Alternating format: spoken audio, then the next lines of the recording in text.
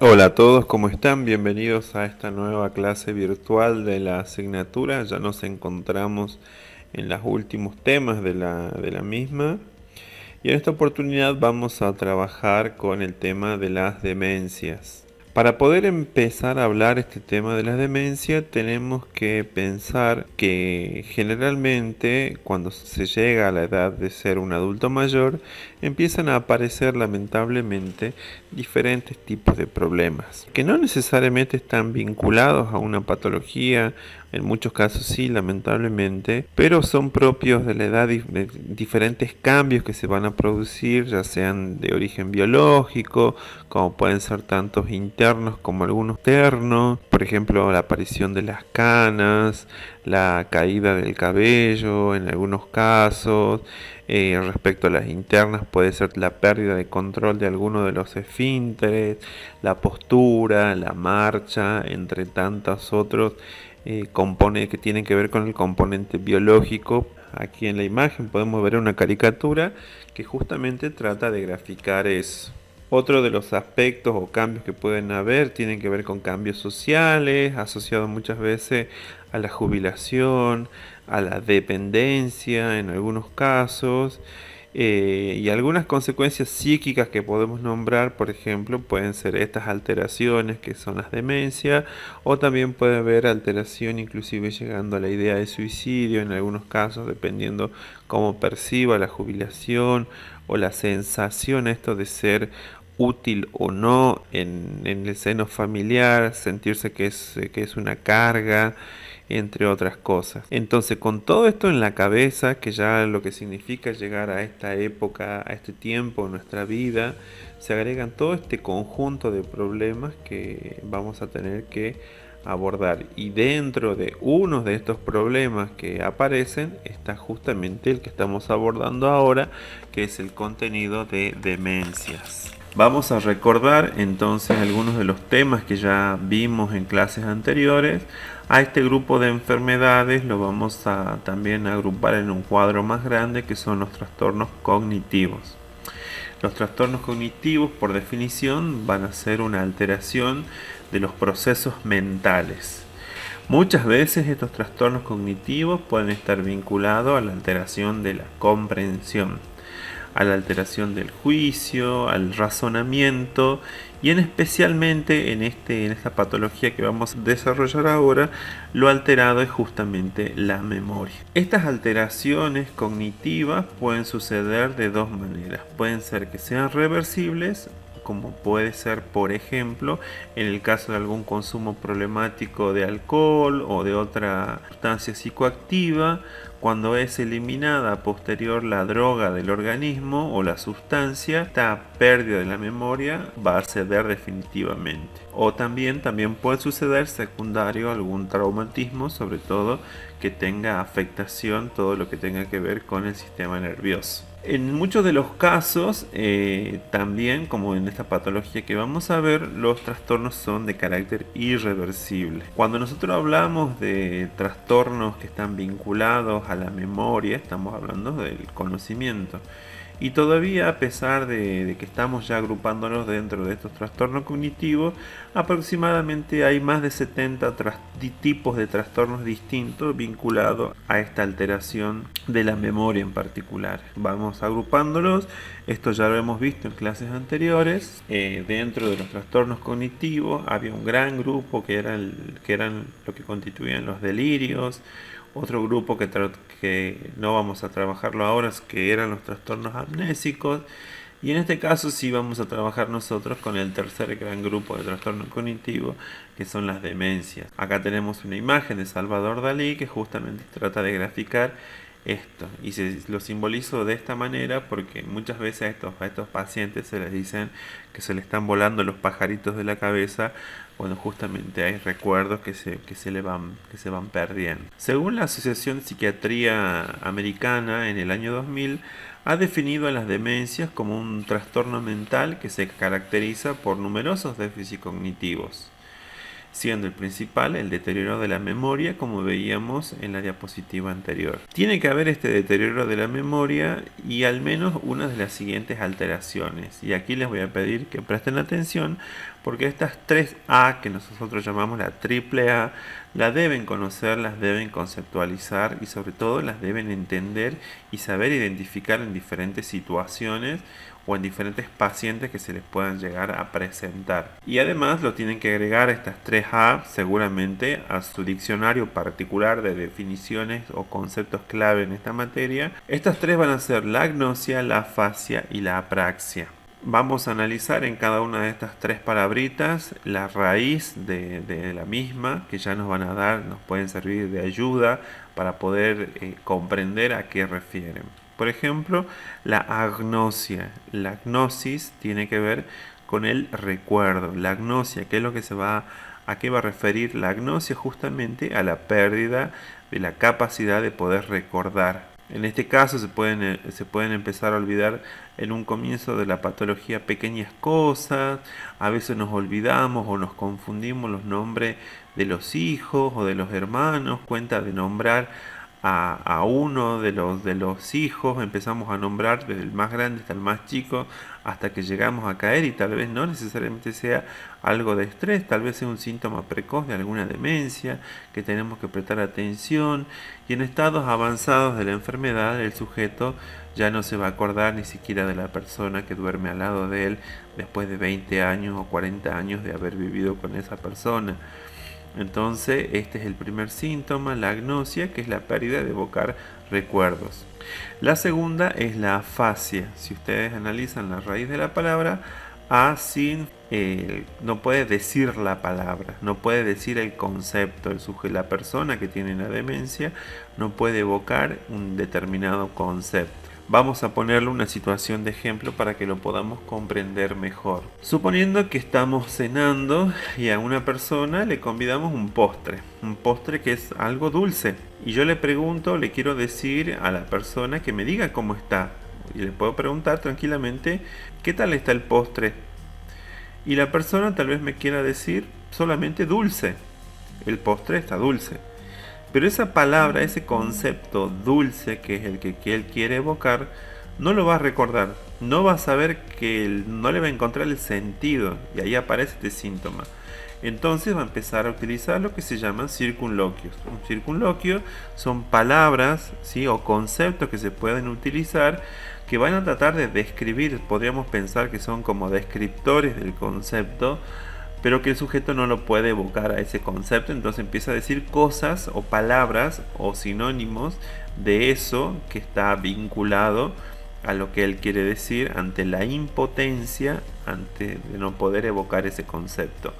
Por ejemplo, ante esta afirmación, si él me quería decir que era dulce, puede decir está rico, puede decir está con azúcar, pero no le va a salir la palabra que él desea decir, que es dulce, justamente porque no la puede evocar. A ese síntoma lo vamos a llamar afasia. El tercero es la apraxia. Si nosotros analizamos la raíz, la praxis es la puesta en marcha o el acto. Entonces lo que está pasando acá con el sujeto es que el sujeto no puede cometer el acto o no puede utilizar un determinado objeto, una determinada herramienta para la finalidad a la que fue creada ese objeto. Suponiendo si el sujeto tiene un tenedor y seguimos comiendo el postre, si el sujeto tiene el tenedor y lo tiene el tenedor, pero en ese momento él se olvida o no puede abstraerse, no puede recordar para qué sirve eso que tiene en la mano. Entonces lo podemos ver que puede permanecer mucho tiempo con eso en la mano tratando de pensar para qué le puede servir. Tal vez lo puede utilizar al tenedor hasta de peine, pero no lo va a poder evocar para qué servía esa herramienta que tiene en sus manos. Entonces a esa dificultad de poder recordar o poder asociar el objeto con la actividad se la va a denominar apraxia. Otra de las grandes cosas que está alterada va a ser justamente la función de la abstracción.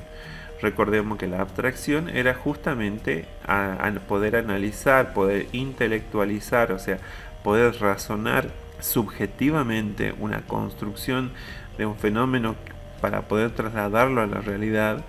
Por ejemplo, ustedes están tratando, nosotros en la cátedra estamos tratando de que ustedes abstraigan cuál es el curso clínico de esta enfermedad que estamos analizando.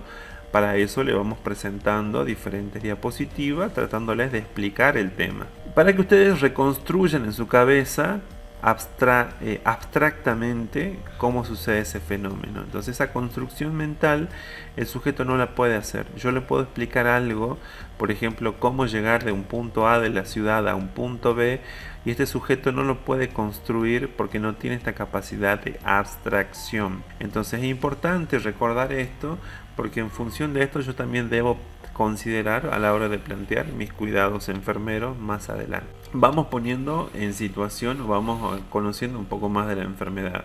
Como yo les decía, había más de 70 problemas que están vinculados al trastorno de la demencia. Dentro de los más frecuentes podemos citar esta lista larga que tienen ustedes aquí: la enfermedad de Alzheimer, de Pick, de Corea de Huntington, la demencia vascular, de Parkinson, traumatismo craneal, entre tantas otras que ustedes están viendo ahí. Pero lo que nos va a interesar a nosotros acá es que la enfermedad del Alzheimer sí, se presenta en aproximadamente la mitad de todos los casos con demencia corresponden a esta enfermedad del Alzheimer. Entonces para nosotros es importante poder desarrollarla, ya que dentro de las patologías de la demencia es la más frecuente. Otra que también es bastante frecuente es la enfermedad de Parkinson, por eso la hemos resaltado aquí también con un poco de color de rojo, pero nos vamos a centrar a modo de poder ejemplificarla y poder abordarla solamente con la enfermedad de Alzheimer, ya que corresponde a la mitad de los casos con demencia. En una demencia todavía en general va a haber un gran deterioro. Este deterioro se va a mostrar o se va a empezar a evidenciar primero porque al sujeto le cuesta aprender cosas nuevas. Por otro lado, al sujeto le va a costar recordar aquello que ha aprendido. Por ejemplo, si yo le enseño algún cálculo o algo nuevo, una receta, o para hacer alguna preparación culinaria, o le enseño algo que tenga que ver con algún conocimiento en particular, primeramente le va a costar mucho aprenderlo y el otro día no se lo va a acordar. Porque primeramente, en la primera etapa de la enfermedad, inicialmente se van a olvidar, por ejemplo, nombres de personas que acabamos de conocer, podemos perder objetos que nos hayan dado al cuidado, podemos olvidar justamente alguna actividad que se nos haya enseñado hace poco. Finalmente se pueden olvidarse incluso de la pareja, por más que hayan compartido 20, 30, 40 años conviviendo juntos. Se puede haber olvidado su ocupación, qué es lo que hacía, de qué es lo que trabajaba, cumpleaños, fiesta, y por eso es una enfermedad muy deteriorante y muy, lamentablemente, muy fulminante esta, porque incluso con el avance de la enfermedad, aquellas personas que eran sus cuidadores principales, seres queridos, familiares, terminan siendo extraños para esta persona, a tal punto que inclusive uno mismo, o sea, para la misma persona, el sujeto llega a ser una persona desconocida. Por eso que esta es una enfermedad muy discapacitante, porque incluso deja fuera a la misma persona. Por eso se llama demencia, fuera de su propia cabeza. Entonces pensemos con estas cuestiones en la cabeza. Los invito a que podamos ver un pequeño corto que se titula Algo queda. Este video es de Ana Lorenz y este video nos va a tratar de mostrar una historia en 2 tiempos. Prestemos atención, por favor, a todos los síntomas que se van a manifestar en esta historia, ya que por suerte lograron hacerlo espectacularmente las actrices que lo elaboraron. Así que bueno, sin más, espero que este video les sirva como disparador y para poder ir encuadrando lo que les voy presentando hasta ahora en esta clase. Espero que lo disfruten y lo observen con atención.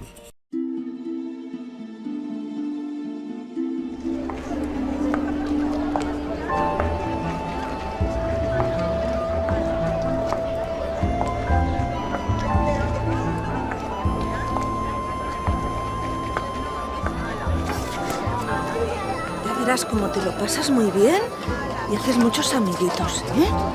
Hoy es un día muy importante que recordarás toda tu vida. Pórtate bien.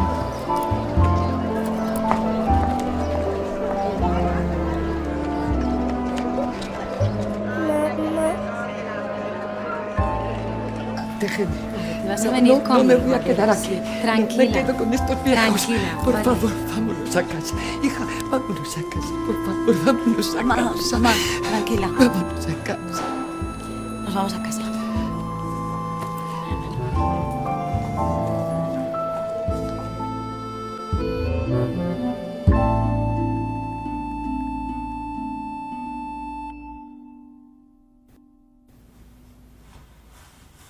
Ah, sí. Átate los cordones. No sé. ¿Cómo que no sabes? Primero se hace un lazo, luego se hace el otro y después... ¿Si te enlazas? Muy bien. Ale, a desayunar.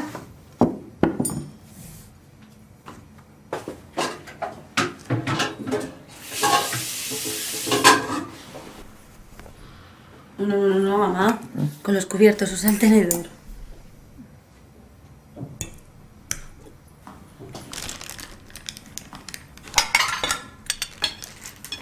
Está... ¿Caliente? No. Está... ¿Qué más? Ay. ¿Está salado? Eso. Sal. Le falta sal. Está soso. Eso.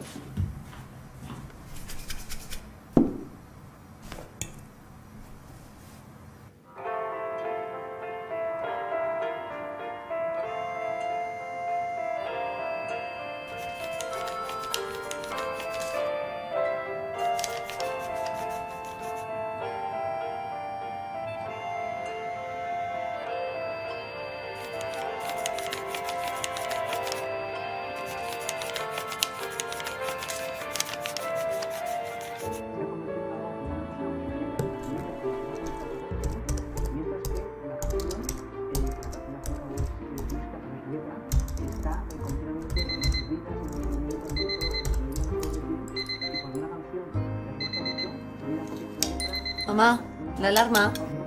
¿Qué tienes que hacer? No sé. ¿Comer? Es la hora del puzzle.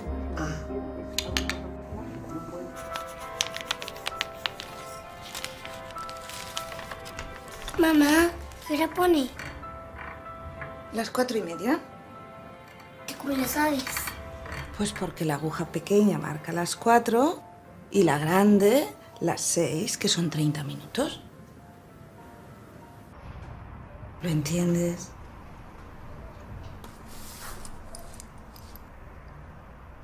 Hija, ¿qué hora es?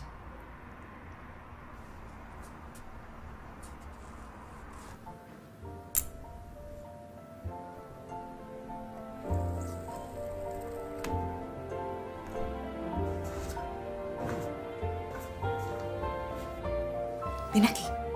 ¿Ven? ¿Dónde la ponemos? Ahí.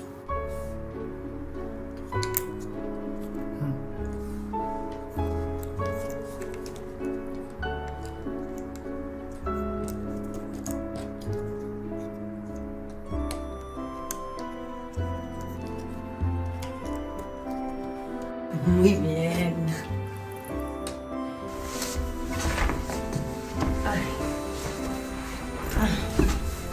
La pinza.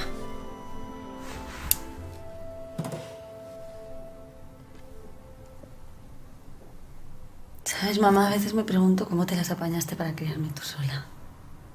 Cosiendo mucho. Aunque ahora ya no valgo para nada. Venga, no exageres.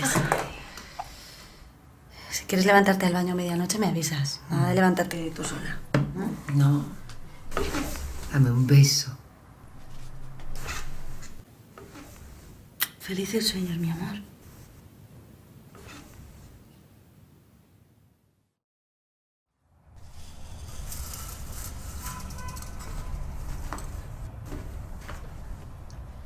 Mamá, venga, vamos a levantarnos. A ver, te ayudo.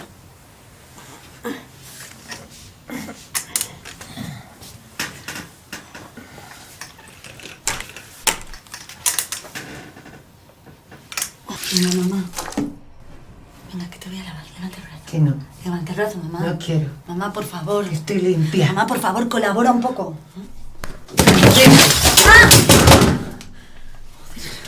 ¡Joder, esto es una mierda!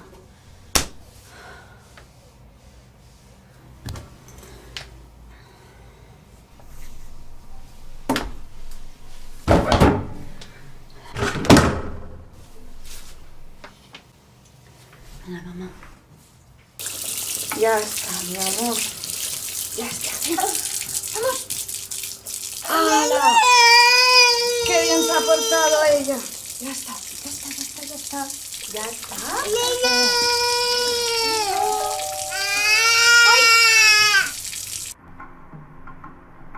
Es una estructura representativa budista de Polonaruba. Se dice que es la pagoda más antigua del complejo. Mamá, ¿a qué no sabes quién ha venido a verte? Tengo aquí un La tía Juana. con 4 estatuas ¿Qué? de la pagoda. Juana, tu vecina. Pasa, pasa. ¡Ay, Juana! Dime. Te he traído puré para la niña. ¡Ay, eres un cielo, Juana! ¿Cómo va el trabajo? Hasta arriba, pero que no falte. ¿Quién es la niña más bonita de este mundo? Ven, ay. vete conmigo a casa. Sí. Un poquito. Ven, ven.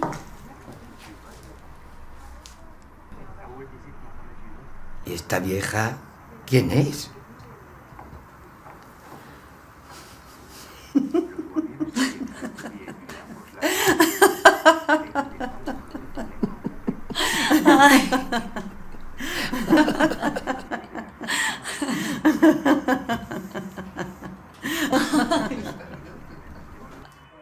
Las reliquias del vientre de Buda fueron llevadas a Sri Lanka. Juana, cada día está peor. De generación en generación. Anoche casi se me cae de la cama. No sé si voy a poder con todo yo sola, la verdad. Tranquila. Si tu madre pudo contigo, tú podrás con ella. Gracias por quedarte. Claro, cariño. Sálquete del aire, que esto no es vida. ¿Sí? Sí, sí, ya bajo. Tú insístele. Ya verás cómo al final se acuerda de ti.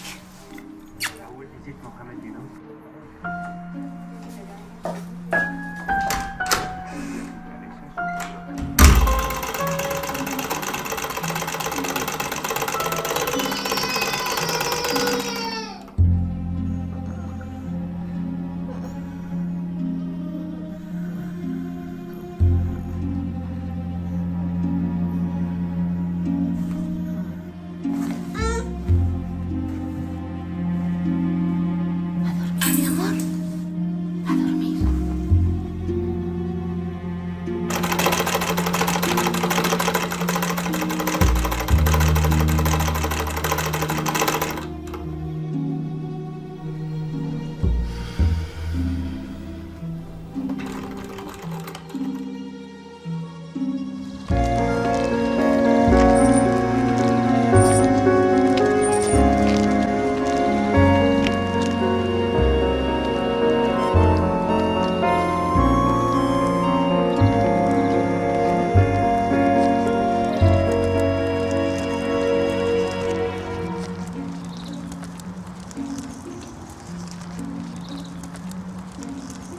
Mira, mamá, ayúdame. Perdona. Venga, despacito.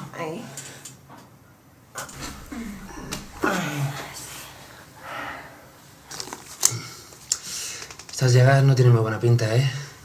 Yo la saco a pasear todos los días y la cambio de posición cada 2 horas. Pero no sé qué más hacer. Son casi inevitables. Lo importante es que no se infecten. Mira, con una gasa. ¿Ves? Sí.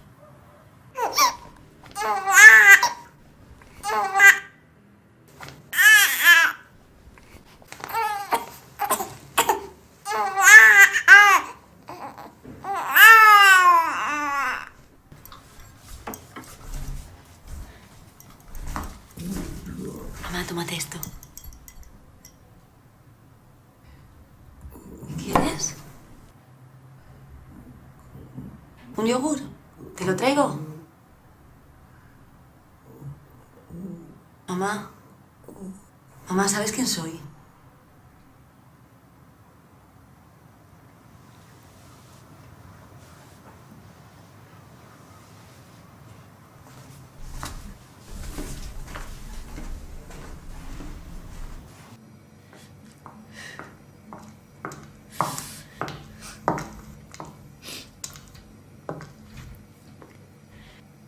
¿Qué te pasa, hija?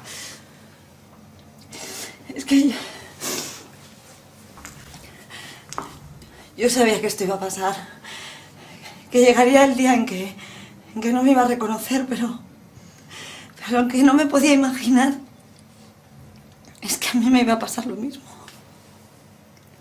Es que miro a esa mujer vacía, moribunda, y no reconozco a mi madre en ella. No queda nada de mi madre. Y eso no lo puedo soportar. Siempre queda algo. Tu madre era una luchadora y te quería muchísimo. Algo de eso tiene que quedar.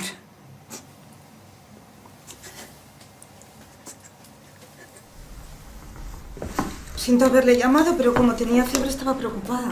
No se preocupe, pero si el lunes sigue teniendo fiebre, me la trae a la consulta. Muchas gracias. ¿Qué?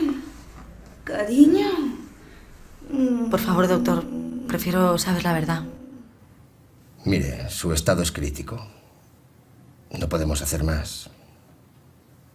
Lo lamento.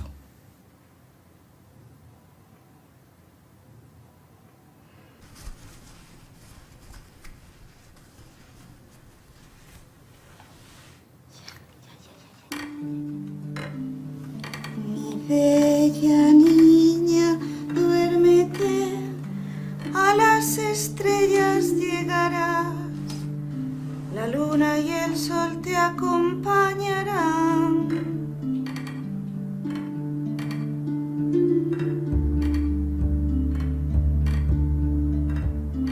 Mi tierna niña, descansar y las estrellas alcanzar, las olas en la noche bailarán.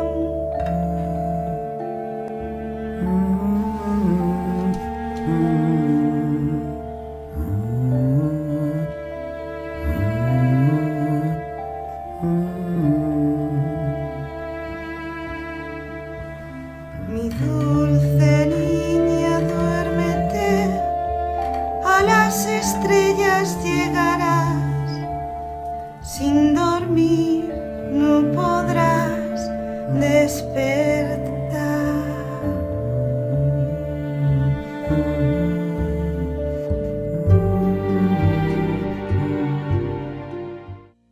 Bien, luego de haber visto el video que le hemos presentado, algo queda. Espero que hayan tomado nota de algunos puntos clave y los invito a que puedan analizar el caso de la protagonista, de ambas protagonistas en realidad, tanto de la madre como de la hija, porque podemos pensar actividades de enfermería para cada una de ellas, porque cada una cumple un rol determinado. Una siendo sujeto de cuidado y otra cumpliendo el rol de cuidadora principal, que en la bibliografía pueden ustedes encontrar algunas herramientas para la persona que va a cumplir este rol dentro de la familia y que no podemos olvidarnos. La propuesta de acá en más es que ustedes puedan analizar el caso que se ha presentado en el video. Generalmente nosotros en las clases presenciales hacemos una lluvia de ideas a partir de los signos y síntomas que identificaron en el video, que me gustaría que ustedes lo hagan en sus cuadernos, sus apuntes, porque creo que va a ser un ejercicio que les va a servir para ustedes comprender el tema. Como hemos visto, la protagonista, la sujeto de cuidado en el video, tiene la enfermedad de Alzheimer. Vamos a definir entonces qué es esta enfermedad y recordemos que esta es una de las enfermedades más frecuentes dentro del grupo de las demencias.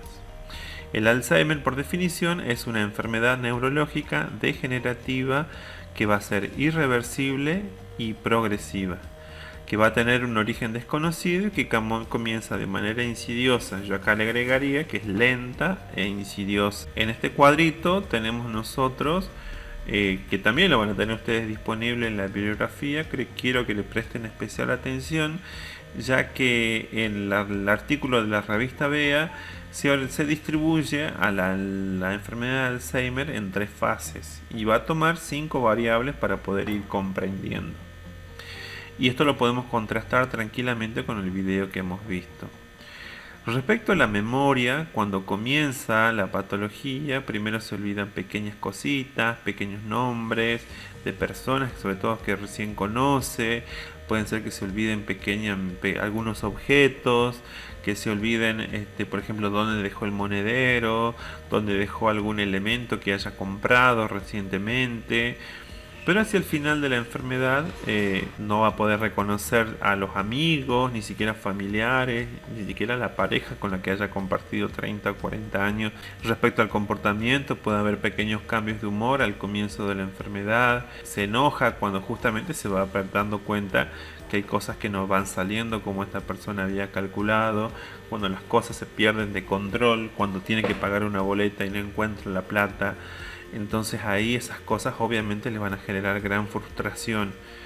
Y en la fase 3 puede llorar, puede gritar, ¿sí? Se puede agitar, justamente ya lo vamos a ver más adelante. Y a veces, como decíamos hace rato, no comprende una explicación porque justamente no tiene la capacidad de abstraerse. Respecto al lenguaje y la comprensión, al comienzo de la patología razonan normalmente, digamos. En algunos casos tienen dificultades para encontrar la palabra que desean. Acuérdense de la agnosia y de la fase que veíamos hace rato. Utilizan frases más cortas o a veces circunloquios, como decíamos nosotros. Puede haber una mezcla sin relación directa de las cosas, justamente porque a veces los circunloquios no funcionan de la manera que ellos querían. Y al tercer y hacia el final de la enfermedad van a ver ustedes que solamente el sujeto puede balbucear, no puede decir cosas porque no se acuerda nada, puede llegar a perder inclusive la totalidad del lenguaje. Respecto a los gestos y movimientos, al comienzo de la fase todavía, digamos, está conservado esto de los gestos, los movimientos son congruentes. Si le hago un chiste y si lo comprende puede reír tranquilamente, pero hacia el final no controla su gesto, le cuesta incluso tragar. Si le damos de comer se puede atragantar con esto, puede haber ya pérdida de control de esfínteres. Respecto a las actividades de la vida diaria, en el comienzo de la patología lo hace sin demasiados problemas, pero hacia el final de la enfermedad es totalmente dependiente, permanece mucho tiempo en cama, puede llegar a requerir de alimentación por sonda nasogástrica, la persona ya no deglute porque no se acuerda cómo debe hacerlo. Entonces podemos ver que esta es una enfermedad muy deteriorante, muy agresiva. Si bien decíamos que es lenta e insidiosa, todas nuestras actividades van a estar orientadas a tratar de detenerla, a tratar de frenarla, pero lamentablemente no la vamos a poder parar. Por lo menos hasta ahora no hay un tratamiento curativo de la misma.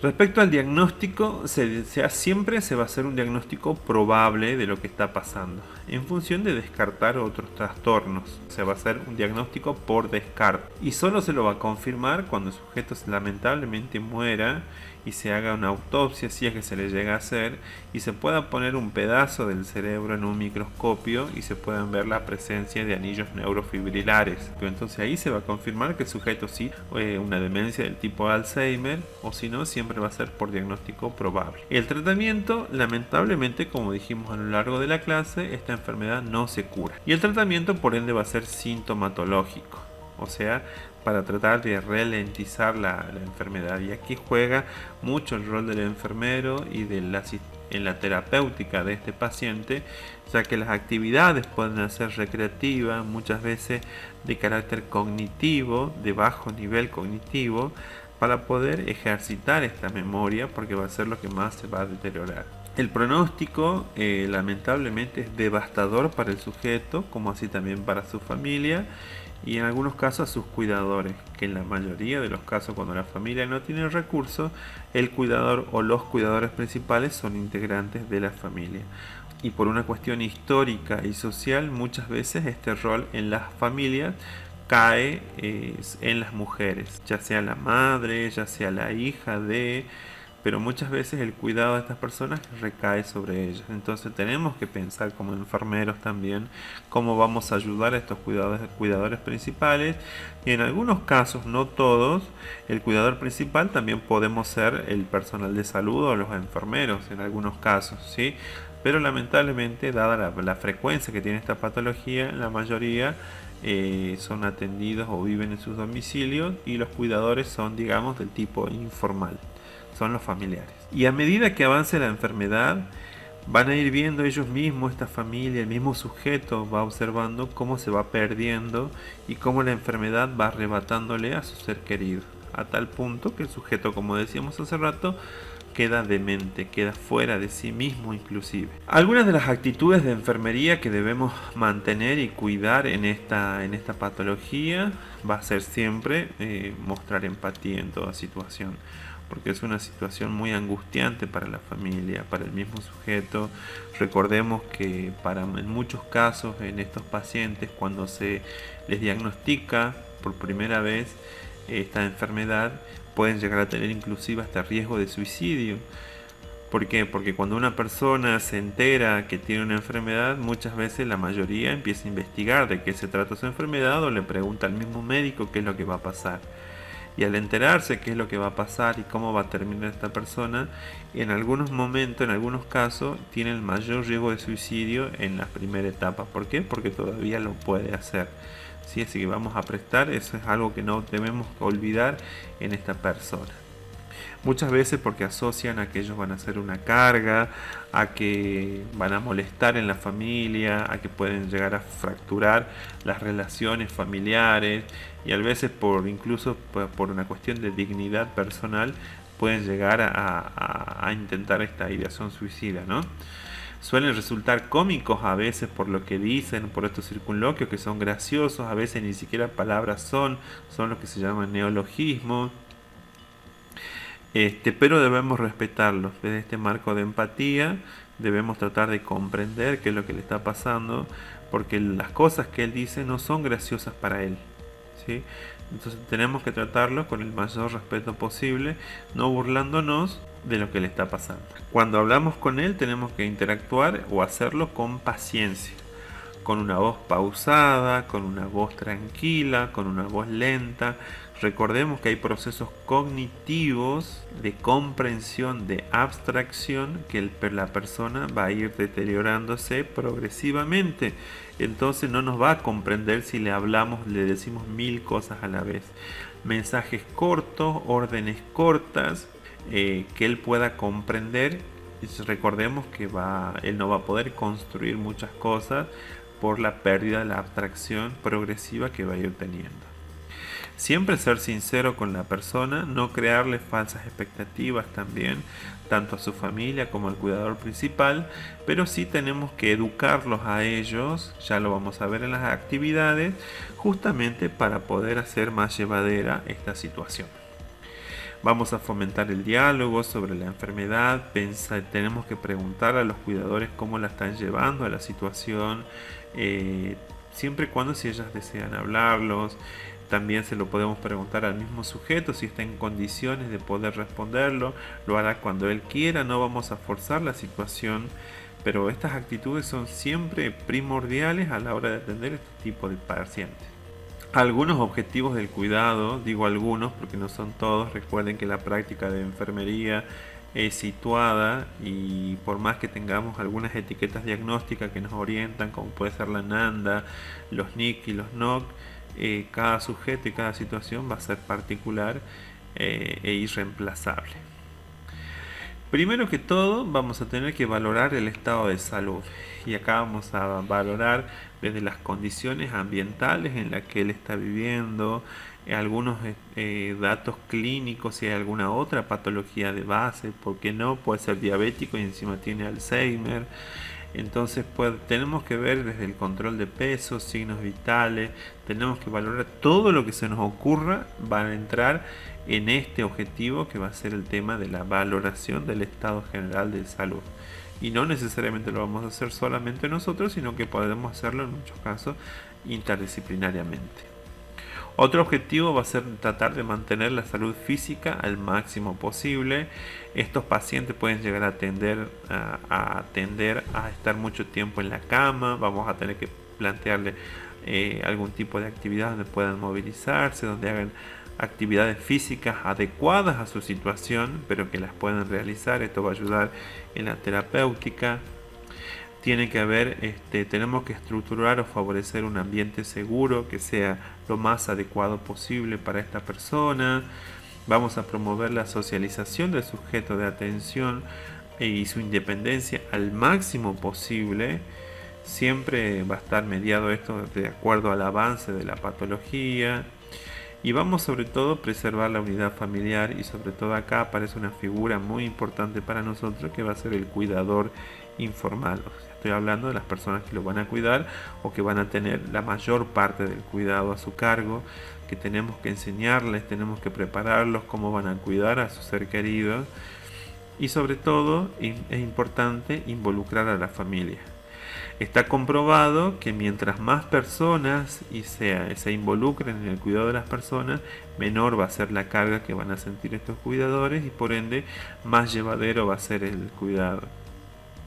El estrés percibido por el cuidador principal está significativamente aumentado cuando es solamente una persona la que va a cuidar. Y mientras más personas interfieran, menor carga a este cuidador, entonces vamos a estar favoreciendo la integridad familiar.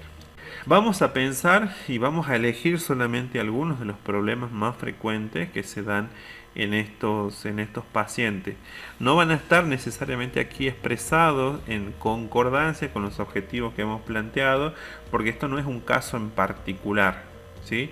Tal vez sí lo podemos relacionar con el video que vimos inicialmente y poder relacionarlo a ver qué podríamos hacer en esa situación. Una de las cuestiones que tiene que ver sobre todo en las primeras etapas de la enfermedad es que el paciente puede estar hostil, puede estar agresivo, combativo con el personal de salud, quiere que se vayan, quieren que no lo traten, que no trabajen con él. O sea, todos estos síntomas nos va a remitir a un cuadro de agitación o de excitación psicomotriz. Pero esto va a estar básicamente relacionado con lo que le está pasando, con la incomprensión, con poder, todavía le está procesando lo que le está pasando. Y está averiguando en muchos casos cómo va a terminar la historia, y muchas veces a partir de esas reacciones va a reaccionar en función de esto. Así que tenemos que ser empáticos más que nunca en esta situación, favorecer espacios para la escucha activa. Necesitamos generar, tal vez aquí pensemos en el objetivo que era el control del medio ambiente, un entorno seguro para el sujeto donde se favorezca el diálogo. Podemos hacer requisa de la habitación donde él esté o de la unidad si está internado. Podemos alejar elementos que puedan llegar a ser de riesgo para la persona, pero más que todo en algunos casos vamos a tener que cumplir la medicación, porque generalmente en esta primera etapa pueden ser que estén prescrito algún tipo de ansiolítico para disminuir la ansiedad, o como efecto secundario utilizarlo como hipnótico para conciliar el sueño. Otro de los síntomas que puede haber, puede estar invertido el patrón del sueño vigilia. Entonces, ¿qué es lo que vamos a hacer nosotros? Vamos a tener que proponer actividades para que el sujeto pueda realizarlo. Algunas actividades concretas sería como establecer, por ejemplo, un cronograma de actividades diario, a qué hora nos vamos a levantar, a qué hora vamos a hacer unas determinadas actividades. O sea, tenerlo en actividad y proponerles que haga actividad física en la medida de lo posible. Recordemos que estos son generalmente personas ancianas, pero sí tenemos que mantenerlos ocupados con actividades a corto plazo. En algunos casos que se le pueden proponer algún tipo de actividades que sean cognitivas pero de bajo nivel. Podemos proponerle alguna caminata, ya sea por la institución o por el parque si está en el domicilio. Si está en silla de ruedas, también podemos llevarlo a recorrer para que se distraiga el vecindario. Le podemos favorecer antes que se duerma una ducha de agua tibia o un vaso de leche tibia también, que son inductores naturales del sueño. Algún tipo de té de hierbas, musicoterapia, también podría ser otra estrategia que podríamos aplicar, va dependiendo el caso que podamos encontrar. Como decíamos, el sujeto avanza a la dependencia. Entonces, según la teoría de Dorothea Oren, a mayor dependencia, mayor cantidad de actividades de enfermería que vamos a tener que realizar para poder compensar este déficit. Entonces ya, como decíamos, desde la higiene bucodental, como se ve en esta imagen, favorecer al sujeto en la alimentación, deberíamos en el autocuidado baño, en el autocuidado alimentación, la movilidad en algunos casos, o si está utilizando andador, favorecer la deambulación. Y si el sujeto tiene cuidadores principales en el domicilio, o sea, yo lo veo ocasionalmente a la familia, tengo que educarlo en lo que es mecánica corporal, cuidados que tienen que ver con cuando el sujeto va a permanecer en la cama, lo que tiene que ver con evitar las úlceras por decúbito, las infecciones, entre tantas otras cosas que tenemos que educar a los cuidadores principales. Recordemos también que había un trastorno del lenguaje y aparecían estos neologismos o asociados a los circunloquios también. Acordémonos de la afasia, de la agnosia, de la praxia que hablábamos hace rato y que solamente le faltaban las palabras a esta persona. Entonces muchas veces quieren transmitir algún mensaje y en las fases ya avanzadas de la enfermedad no lo pueden hacer y entonces esto puede generar frustración, como veíamos hace rato, puede despertar esta crisis de agresividad que veíamos hace rato. Entonces, ¿qué podemos hacer como actividades concretas para esto? Si la persona no se acuerda las palabras, tal vez sería una buena práctica poder poner pequeños cartelitos, ya lo vamos a ver en las imágenes de más adelante, presten atención. Al comienzo podríamos, cuando el sujeto todavía puede leer, podríamos ponérselo con palabras, con letras. En un ropero podríamos poner dónde se encuentran sus camisetas, dónde están los pantalones, la ropa interior, todo rotulado con palabras, dónde están las camisas. En la cocina podríamos poner que esto es el freezer, la heladera, qué alimentos van dentro del freezer, qué alimentos van dentro de la heladera. Por ejemplo, dónde se encuentran los cubiertos, dónde están las cucharas, los tenedores. Entonces, todo podríamos escribírselos con pequeños carteles a modo de que él lea y sepa y pueda identificar fácilmente qué concepto es. A medida que avance y el sujeto ya no pueda leer, porque eso también se le va a ser arrebatado, tal vez podríamos dibujarle la acción. La cuchara para comer, o sea, una persona que esté comiendo con cuchara. Un cuchillo que es para cortar, o su foto de él utilizando el cuchillo para cortar. Entonces esas pequeñas actividades pueden ser pensadas para este trastorno del lenguaje. Además, cuando nosotros permanecemos mucho tiempo con este tipo de personas, a veces los vamos conociendo qué es lo que quieren decir. Y a veces tal vez en su neologismo o en su circunloquio, yo al conocerlo, y esto tiene que ver con la relación que establezcamos con el sujeto, ya podemos identificar en muchos casos qué es lo que está pasando. Pensemos nosotros a veces que son como los niños. A veces los niños nos pueden decir con un tipo de llanto si tienen hambre o le está pasando otra cosa. Si ustedes pueden ver acá donde dice fenómeno del atardecer, van a ver que tienen diferentes marcas los cajones, post-it, donde tienen rótulos de los cajones que hacía referencia a la idea que yo les contaba en la diapositiva anterior. Bueno, dos problemas que vamos a hacer un paréntesis aquí. Vamos a recordarles que estos dos problemas son casos que vamos a plantearles en los exámenes, tanto de exámenes parciales como de exámenes finales, así que por favor traten de comprenderlos bien, si no nos hacen las consultas respectivas. Respecto al vagabundeo, muchas veces los abuelos, por esta agnosia de no recordar, se pueden olvidar por dónde queda su casa. A veces pueden salir a comprar al negocio que hace 40 años van a comprar a la farmacia de la esquina, y al llegar a la esquina se olvidan a qué fueron, y al pegar la vuelta se desubican dónde están y empiezan a caminar sin sentido, sin un sentido de orientación, y caminan y se pierden.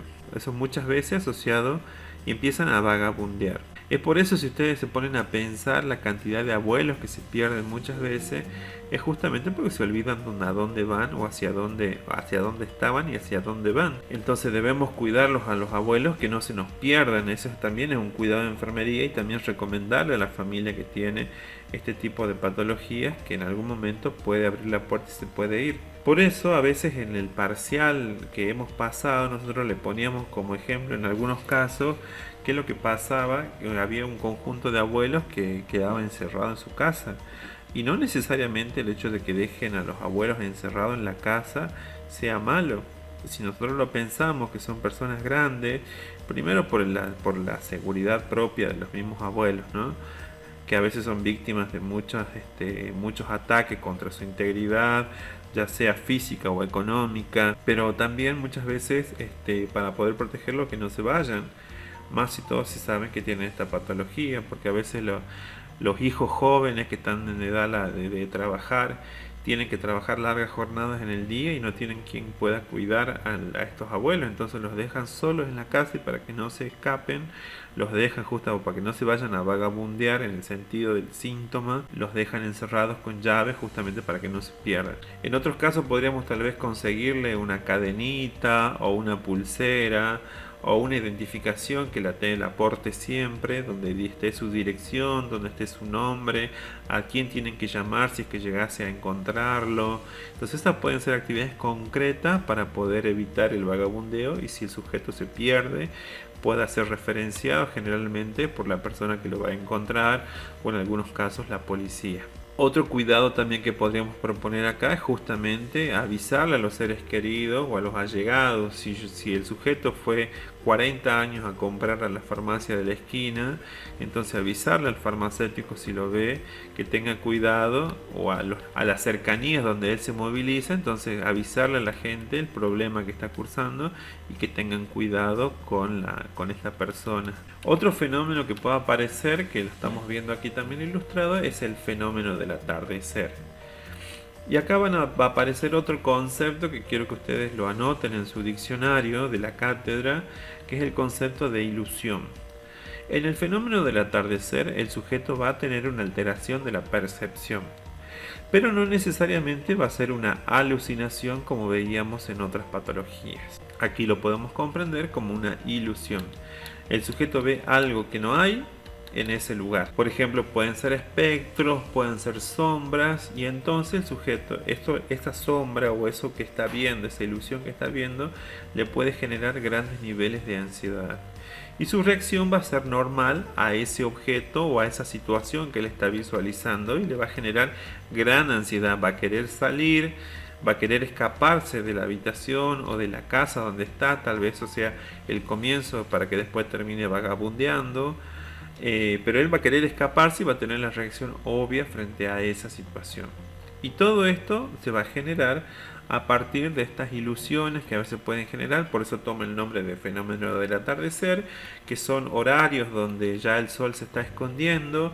Si ustedes observan una habitación normal en estas horas sin iluminación, las sombras tienden a hacerse un poco más grandes, sobre todo si tengo algún perchero o alguna silla con ropa o algo que me genere sombras que me puedan perjudicar o alterar la percepción de este abuelo. Yo debo disminuirlo como actividad de enfermería. O sea, una actividad sería fomentar un entorno seguro como objetivo, y la actividad sería justamente disminuir al máximo posible la presencia de perchero, la presencia de objetos de riesgo para la persona, porque también lo que puede pasar es que por salir corriendo por ese espectro que está viendo, se pueda golpear con una mesa, se pueda resbalar en el piso y darnos otros problemas a consecuencia. Entonces tengo que obtener una habitación muy iluminada, muy bien iluminada, porque eso va a disminuir las sombras, y al disminuir las sombras yo voy a disminuir las ilusiones estas que hacíamos referencia. Para poder terminar el contenido de esta materia, vamos a... ¿Cómo era?